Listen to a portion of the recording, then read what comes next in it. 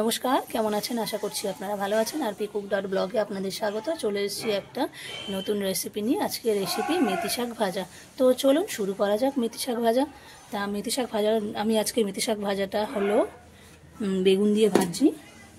আর শাক এখানে রাখা রয়েছে। আমি আগে ফার্স্টে বেগুনটা ভেজে নেবো, তারপরে পরপর দেখাচ্ছি।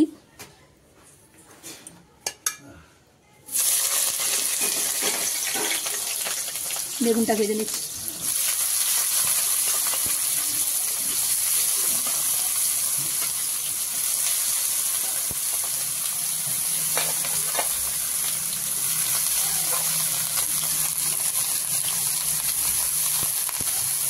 আমরা একটু অন্যরকমভাবে মেথি শাকটা ভাজি আজকে দেখাচ্ছি আপনাদেরকে।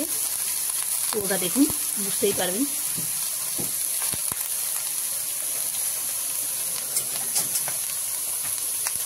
বেগুনটা আমি একটু নুন হলুদ দিয়ে ভেজে নেবো, দিয়ে তুলে নেবো। কেন শাকের সঙ্গে বেগুনটা দিলে পুরো গলে কাঁপে যাবে, আর শাকটাও ব্যাপে হয়ে যাবে। শাকটা বেগুনটা লাস্টে দেবো। এই যে নুন দিচ্ছি, নুন আর হলুদ দিয়ে বেগুন ভাজি। শাকেতে আর পরে আর দেবো না, একই ব্যাপার। কেন বেগুনটা সেই শাকেতেই যাবে। আর যদি কম বেশি হয়ে থাকে, তখন একটু দিয়ে দেবো, অসুবিধা নেই।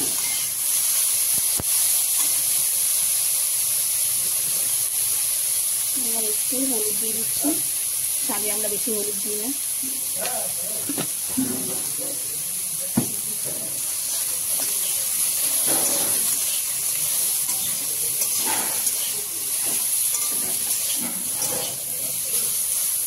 ভাজা হয়ে গেছে, এবারে কড়া থেকে তুলে নেবো।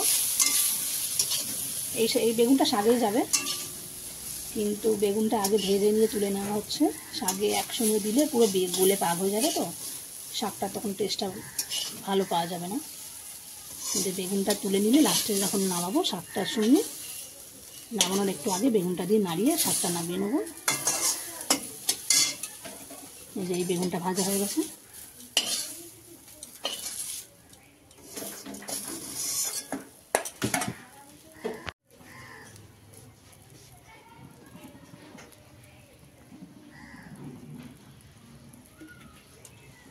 এই যে আমরা বলছিলাম না, আমরা একটু অন্যরকমভাবে মেথি শাকটা ভাজা করি।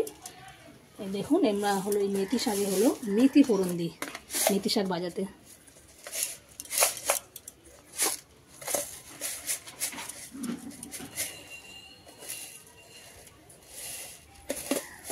দেখুন, এই যে এটা হলো মেথি ফোড়ন। এইটা হলো, এটা সবাই জানে না, মেথি শাকে মেথি ফোড়ন দিয়ে ভাজলে মেথি শাকটা দারুণ সুন্দর একটা গন্ধ বেরোয়। মেথি ফোড়ন দিয়ে দিলাম,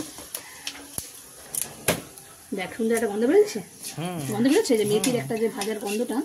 আমি দেখেছি নেপালিরা সমস্ত তরকারিতেই দেখি মেথি ফোড়ন দেয়। মেথি ফোড়নে দারুণ একটা সেন্ট বেরোয়।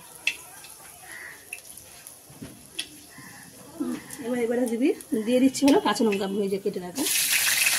একটু সরে যাক, কাটতে পারে, যেহেতু নুন দাম বেগুন আগে নুন দিয়ে দিচ্ছি।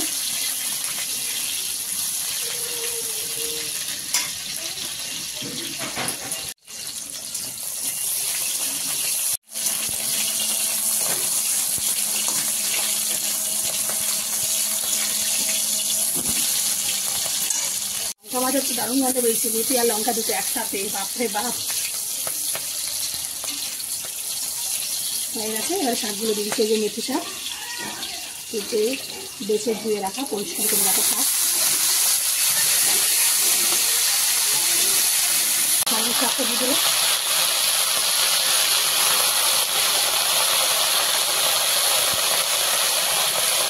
লঙ্কাগুলো একটু ফাটে।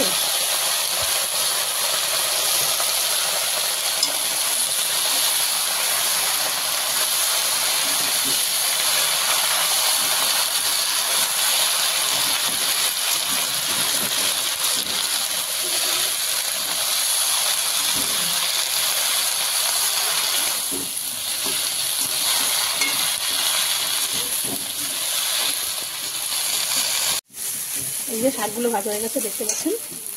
এবারে ভেজে রাখা বেগুনগুলো এর মধ্যে মিশিয়ে দিচ্ছি, দিয়ে একটু ভেজে নেব। এরকমভাবে নামিয়ে নেবো।